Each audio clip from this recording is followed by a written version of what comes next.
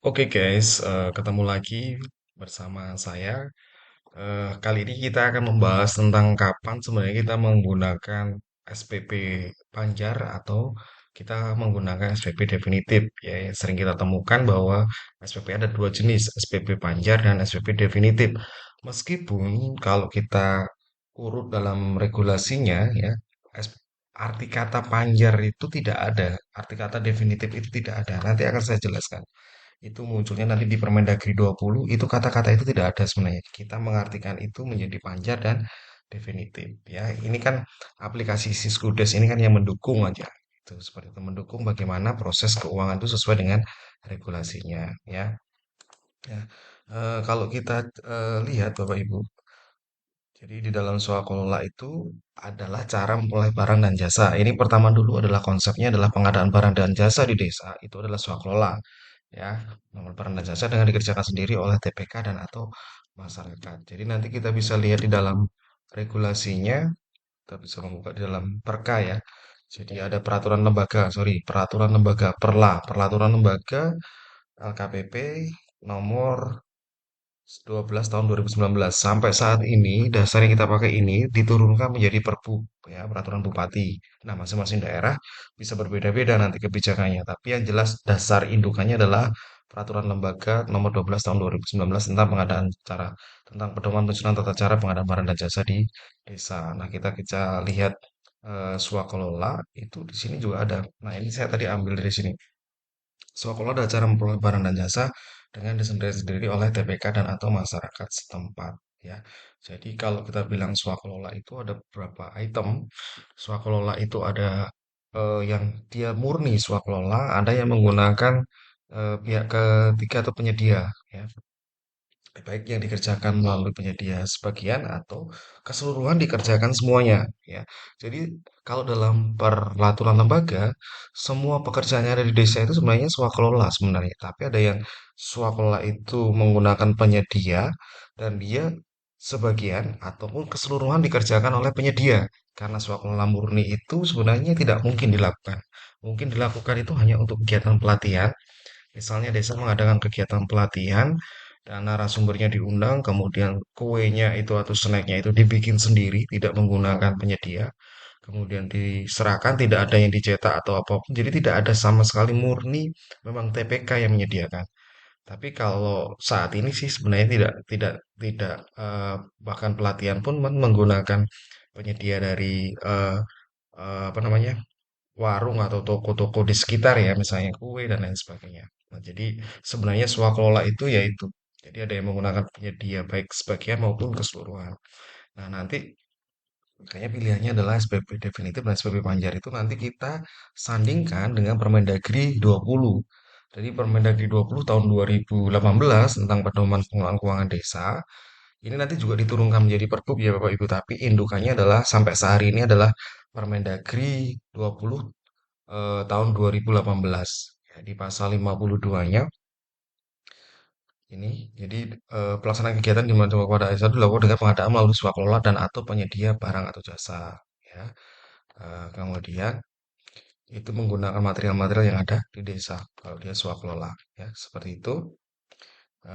Jadi nanti dia diatur lagi dengan peraturan PPJ yang dibuat tadi. Ya, seperti apa peraturan pengadaan barang dan jasa di desanya. Nah, kemudian seperti apa sih gampangnya kita melihat bahwa ini adalah swakolola yang dilaksanakan oleh penyedia sebagian ya. Kalau penyedia sebagian itu bisa kita pakaikan panjar, tapi kalau penyedia keseluruhan kita harus menggunakan definitif. Itu aja intinya ya. Jadi pada saat kapan kita menggunakan panjar? Misalnya seperti ini Bapak Ibu. Jadi kita buka lagi. Oke. Misalnya kita ini menggunakan penyedia sebagian, ya. Kita ingin membangun atau melakukan rehab perpustakaan di satu gedung PAUD pendidikan ya.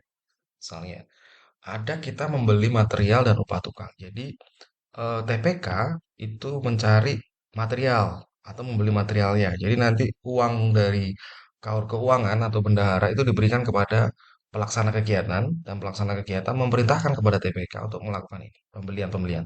Bisa menggunakan PK atau pelaksana kegiatan atau pelaksana kegiatan membentuk TPK. Itu tergantung kebutuhan sebenarnya. Apakah ini cukup memberatkan atau tidak. Kemudian dia membeli barang material, kemudian dia mencari upah tukang dan lain-lain. Kita hanya melihat outputnya dari kegiatan, Bapak. Kalau outputnya adalah perpustakaan desa atau gedung PAUD atau dan lain-lain ya, perpustakaan desa nih saya ambil contoh. Nah, outputnya kan perpustakaan. Tapi kalau kita membeli pembelian material, misalnya kita beli semen, beli batu, untuk mendukung output ini bisa kita bilang swakelola dengan penyedia sebagian. Nah, tapi kalau kita ingin menggunakan penyedia keseluruhan ya, keseluruhannya digunakan oleh penyedia, disediakan oleh penyedia atau dibangun oleh penyedia karena keterbatasan tenaga yang ada di desa dan penyediaan bahan material tidak ada di desa, misalnya desanya terpencil gitu. Udah kita ini terima beres aja. Lah ini biasanya kita bilang terima kunci. Semuanya diborongkan atau tenderkan pekerjaannya. Jadi di dalam pengadaan barang dan jasa itu sebenarnya ada dua item ya. Di kami itu kami atur bahwa ini kita sebut sebagai tender karena kita nanti akan mencari harga termurah atas pelaksanaan kegiatan ini ya. Jadi ini misalnya seperti ini. Jadi kita nanti terima kunci nih ya. Ini berarti bisa kita bilang swakelola tapi menggunakan penyedia seluruhnya seperti itu. Atau ada yang bilang ya ini pihak ketiga, pakai pihak ketiga seperti itu. Tapi pada intinya sebenarnya itu bagian dari swakelola Bapak Ibu. Nah, kita kembali lagi ke Siskudes-nya. Nah, saat kita sudah membedakan itu, Bapak Ibu tinggal memilih kita menggunakan panjar atau kita menggunakan SPP definitif. Seperti itu. Nah, kalau SPP definitif lagi nih contohnya nih, kita beli laptop nih ya kan. Kebetulan di sini contohnya adalah beli laptop. Kalau laptop itu output kegiatannya kan satu unit komputer atau laptop nih. Nah, ini kan tidak mungkin di swakelolakan sebagian. Kalau diswakelolakan sebagian kan berarti kita mencari penyedia keyboard, menjadi penyedia monitor. Kita satukan menjadi komputer atau menjadi laptop. Itu kan tidak mungkin. Karena output yang kita harapkan adalah laptop. Makanya kalau outputnya adalah laptop, dan ternyata laptop itu sudah dikerjakan oleh penyedia keseluruhan, nah inilah yang disebut dengan SPP definitif atau kita bilang definitif. Nanti kita buka di dalam peraturannya di dalam Permendagri 20. Nah ini yang untuk contohnya untuk Panjar tadi ya Bapak Ibu ya. Eh, untuk Panjar ya, KAUR dan Kasidi mulai dari pasal 53. KAUR dan Kasih Pelaksana Kegiatan Anggaran mengajukan SPP dalam setiap pelaksanaan kegiatan anggaran sesuai dengan periode. Periode itu bisa diterlihat di dalam eh, rencana penggunaan anggaran kasnya atau kita bisa bilang itu kapan penggunaannya ya dalam anggaran kasnya. Kasnya kapan kita buka, nah, itu juga bisa dicantumkan di dalam DPA-nya nanti ya. Jadi bisa dibuat anggaran kas dulu dan itu bagian dari rencana penggunaan. Ya, rencana penggunaan itu dalam DPA, kemudian ada rencana apa? Rencana anggaran biaya RAB di dalam DPA-nya berapa. Nah, nominalnya bisa diambil sama besar. Ya, ini nanti contoh kasus apabila kita menggunakan penyedia sebagian. Ini penyedia sebagian. Ya, nanti kita menggunakan penyedia sebagian. Nah, kalau kita menggunakan penyedia sebagian, itu caranya. Ya, misalnya tadi keterangan tadi ini, nanti SPP-nya namanya SPP panjang. Dan di redaksi Permendagri 20 itu tidak ada yang menyampaikan bahwa ini adalah Panjar. Coba saja dicari dalam Permendagrinya, ya, tentang pedoman pengelolaan keuangan desa. Itu tidak ada kata-kata Panjar. Nah, ini mengambil semuanya. Pengajuan SPP wajib menyertakan laporan perkembangan, misalnya. Dan ini harus ada di DPA. Sudah clear ya? Jadi di DPA-nya ada berapa, kemudian kita ajukan SPP-nya. Nah, untuk contoh yang tadi, ternyata kita mau membuat atau rehab gedung kantor nih, misalnya. Itu gedung PAUD nih. Kayak kita buatkan Panjar. Nah, panjar itu sering disalahartikan ya. Panjar itu memang keseluruhan, tapi yang masuk akal untuk dilakukan panjar itu adalah bahan material Bapak Ibu. Kayak misalnya kita punya bahan material itu 94 juta nih kita cek ya nanti di RAP-nya. Untuk belanja materialnya berapa, untuk tukangnya berapa. Untuk tukang itu kecil kemungkinan dipanjarkan karena batasan waktu panjar itu hanya 10 hari Bapak Ibu. Nih, jadi nanti dalam waktu 10 hari itu harus segera di SPJ-kan. kita bilang SPC kan atas panjar tadi, ya. Kalau pekerjaannya lebih dari 10 hari, kan tidak mungkin kita SPC-kan, ya. Semua keseluruhan tukangnya ya maksud saya. Tapi kalau tukangnya itu pekerjaannya untuk nanti 7 hari kita bayar, itu bisa. 7 hari kita ambilkan panjarnya bisa. Cuma tetap harus kita garis bawahi bahwa nanti SPC-nya itu di hari ketujuh. Karena harapan kita adalah tukang itu bekerja terlebih dahulu. Nanti hitungannya adalah hitungan harian. Kan hitungannya harian hari kerja. Jadi kalau panjarnya di muka itu tidak bisa. Kenapa bahan material ini bisa kita panjarkan terlebih dahulu? Karena nanti dia bisa beli barang, Bapak Ibu. Ya, beli barang terlebih dahulu sebesar nilai bahan materialnya. Nah, syaratnya adalah kalau kita melakukan panjar untuk pembelian material, Bapak Ibu harus punya tempat penampungan atau gudang di desa karena bahan-bahan material ini nanti itu nanti akan terdiri dari beberapa barang yang siapa tahu dia tidak tahan dengan air misalnya semen. Nah, makanya harus ada tempat penyimpanan yang aman. Oleh karena itu, kita harus membuatkannya. Ini kita buatkan, dan kebetulan di Desa Pasir Panjang mungkin rencananya akan melakukan rehab gedung PAUD-nya. Nah, kita buatkan panjarnya untuk pengadaan bahan materialnya. Apakah untuk SPP nanti untuk tukangnya itu dibuat definitif bisa, karena tukang itu bekerja lebih dahulu. Nanti kita bayar di akhir dan kita buatkan definitif karena penjelasannya nanti ada ya. Kalau kita buka di Permendagrinya ini kita buka lagi di Permendagrinya Bapak Ibu. Nah, yang dimaksud di pasal 54 dan pasal 53 ini untuk kejadian yang menggunakan panjar. Meskipun tidak ada kata-kata panjar ya, ini adalah menyimpulkan bahwa ini adalah mengambil uang terlebih dahulu dan melakukan pengespesian ya. Jadi tidak boleh nih seperti itu. Nah, ini kan kaur kaur keuangan nanti apa kaur keuangan setelah memberikan uang kasih kaur pelaksana kegiatan nanti dalam 10 hari membelikan barang-barang dan mengumpulkan nota-notanya kemudian akan dilakukan pencatatan ya dalam buku kas umum dan buku pembantu panjarnya. Nanti saya jelaskan lagi. Nah, kemudian bukti transaksi-transaksi tadi di SPJ-kan dan dilakukan verifikasi oleh Sekdes ya, seperti itu. Nah, di pasal 55 ini dijelaskan di dalam Permendagri 20, pengajuan SPP untuk kegiatan yang seluruhnya dilaksanakan melalui penyedia barang dan jasa dilakukan setelah barang dan jasa diterima. Nah, inilah yang membedakan Bapak Ibu pada waktu kita menggunakan SPP definitif. Nah, tuh. Jadi kalau SPP definitif, misalnya tadi saya kasih contoh adalah laptop itu kan dikerjakan dan diberikan terlebih dahulu. Jadi pada intinya adalah kita melakukan pembayaran ini, laptop ini, ya, di dalam kwitansinya kita buat di tanggal 5, ya, di tanggal 5 ini laptopnya itu sudah kita terima terlebih dahulu. Atau tanggal 5 kita terima, nanti pencairannya tanggal 6 misalnya. Tapi kita buatkan kwitansi di tanggal 5. Jadi proses pengadaannya udah berjalan. Barangnya udah dikirim, kemudian ada faktur tagihannya. Nah, itu kita bayarkan Bapak Ibu. Nah, jangan lupa juga memasukkan pajaknya ya. Pajaknya pembelian tadi ada pajaknya PPN misalnya ada PPh juga gitu ya. Sudah dimasukin, ini kebetulan saya cuma masukin PPN, nanti ada PPN dan PPh ya, jangan lupa. Nah, setelah kita masukkan, kita cetak, nanti bisa dimunculkan Bapak Ibu ini kwitansinya. Ya, ini adalah kwitansinya Bapak Ibu. Jangan lupa yang dibayarkan karena ini SPP-nya definitif, yang dibayarkan nanti hanya di angka ini. Ini yang dibayarkan. Sedangkan potongan pajak ini akan diambil oleh kaur keuangan ya atau bendahara yang dalam hal ini dia sebagai pemungut, pemotong dan penyetor pajak. Ya, nanti kita minta NPWP-nya, terus bendahara melakukan pembayaran atau penyetoran pajak ya. Jangan bingung dengan istilah bendahara dan kepala urusan keuangan ya, Bu ya. Jadi kaur keuangan itu kan menjalankan fungsi kebendaharaan. Jadi jangan bingung nanti ya. Nah, kemudian bagaimana eh, tentang panjar tadi? Nah, kita kembali lagi di Permendagrinya. Kalau tentang panjar tadi yang di atas tadi, berarti kalau ini sudah barang dan jasa diterima di tempat ya.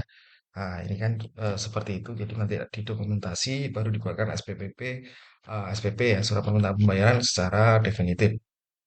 Ini dilakukan verifikasi dan pengecekan oleh Sekdes ya terlebih dahulu ya. Pokoknya harus ada verifikasi dulu oleh Sekdes. Nah, kemudian bagaimana kalau dengan panjar? Panjar tadi sudah disampaikan bahwa karena dia dikerjakan sebagian ya, outputnya adalah gedung tadi, mulai pasal 53. ini mengambil uang sesuai dalam DPA ya. Kemudian setelah itu kita setelah membuatkan SPP Panjar ini definitifnya ini panjarnya tadi kita ambil misalnya 93 juta ya. Setelah 93 juta kita cairkan Bapak Ibu. Setelah dicairkan ini belum saya cairkan tadi saya cairkan dulu.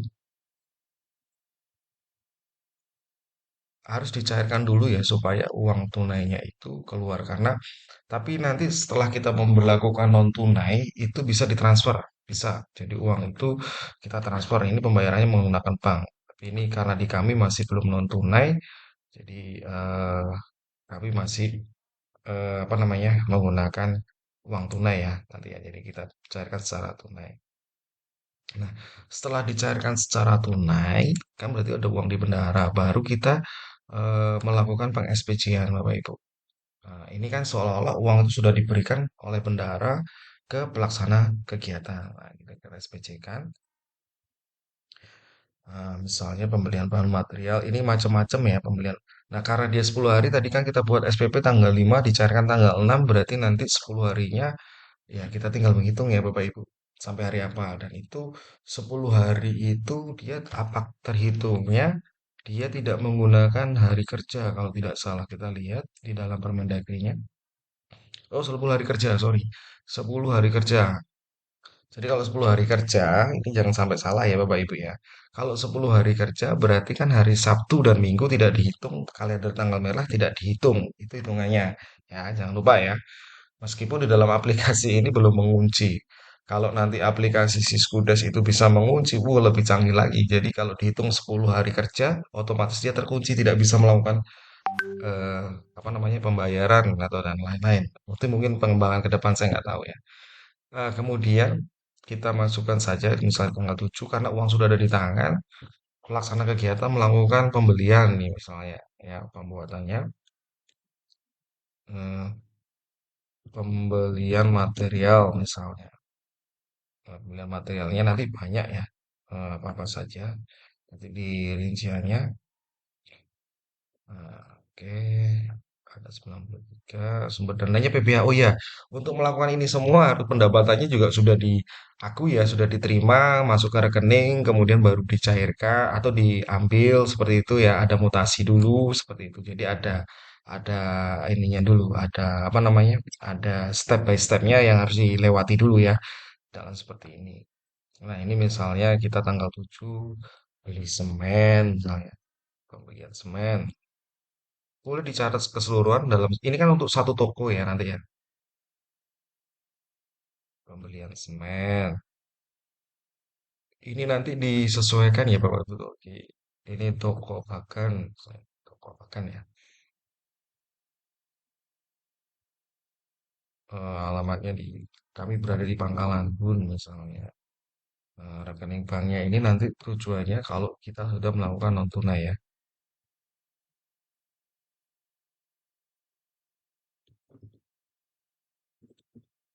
Nah, PWP-nya dimasukkan ini ya PWP dari si penyedia. Sorry, nilainya belum dimasukkan. Nah, kita anggap gampang saja dulu ya Bapak Ibu ya. Kita beli semennya ini katakanlah 90, kita katakanlah 70 lah. Ini kan gampangannya aja ya. Jangan lupa nanti eh, memasukkan ininya, apa namanya pajaknya. Itu set, kode belinya kita masukkan. Ini bahasa acak aja. Kemudian kita masukkan juga PPh-nya. Karena dia punya MPWP 1,5. Oke, kita set juga. Oke. Nah, ini bukti kwitansinya sudah kita bisa cetak.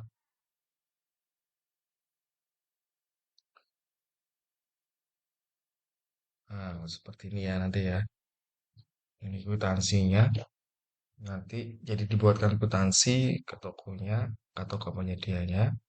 supaya nanti bisa dilakukan belanja. Tadi ini kan belanjanya seperti ini, nanti kwitansinya dibuat.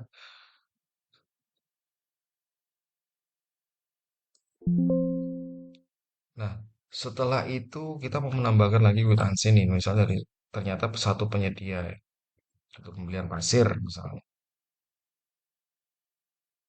Pasirnya berapa kubik ya? Hmm, 5 kubik lah. Tuh, ini kan contoh saja ya Bapak Ibu ya. Ternyata ada sekitar 20 juta. Misalnya, ini misalnya ya, jangan ini ya. Nah, penerimanya sama. Jadi nanti berdasarkan apa namanya? Kwitansi yang dibawa oleh atau pembelian yang dibawa oleh si pelaksana kegiatan ya Bapak Ibu ya. Seperti itu.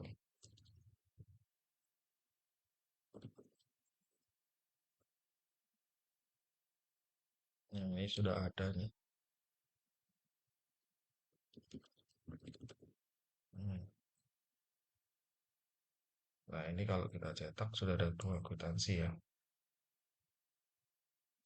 Ini ada akuntansi sendiri, yang ini ada akuntansi sendiri, dan ini satu toko. Akhirnya nanti ketemu angka 90. Pak, kalau SPP Panjar berarti bisa di bawahnya, bisa. Yang terjadi bisa di bawahnya. Kan kita tadi menggunakan SPP-nya itu 93 juta. Kita ambil, kita carikan, kita berikan kepada pelaksana untuk belanja. Ternyata hanya terrealisasi 90 juta untuk pembelian material, misalnya seperti itu. Jadi ya tidak tidak sampai habis ini SPP Panjarnya. Boleh, boleh terjadi seperti itu. Ini laporannya, jadi penggunaannya seberapa. Nah, kalau ada sisa nanti beri kembalikan ya. Pengembaliannya berarti di sisa panjar ya. Kita klik dulu, kita tambah. Nah, kebetulan dikembalikan di tanggal 8.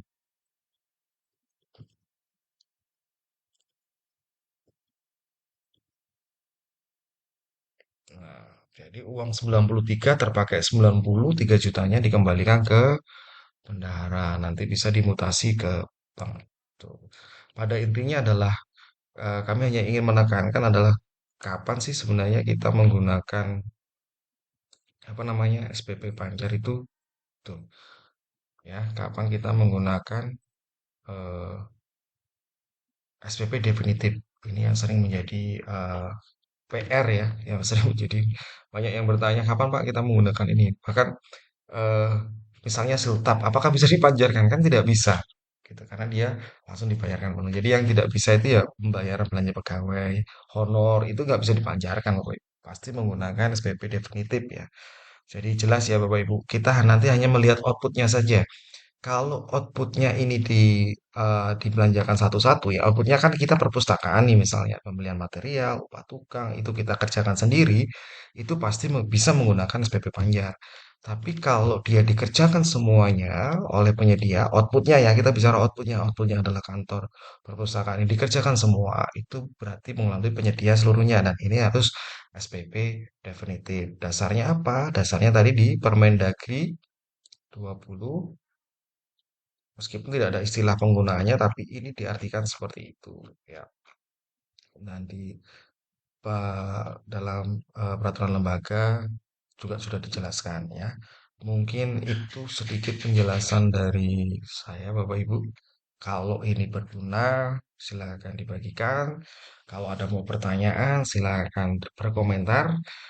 Nanti kita bisa bantu, dan ini mudah-mudahan menjadi edukasi ke depan biar tidak teman-teman biar tidak menjadi apa, melakukan kesalahan kapan menggunakan panjar, kapan menggunakan definitif.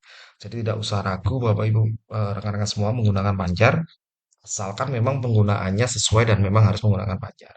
Mungkin itu kurang dan lebihnya mohon maaf ya. Terima kasih semuanya.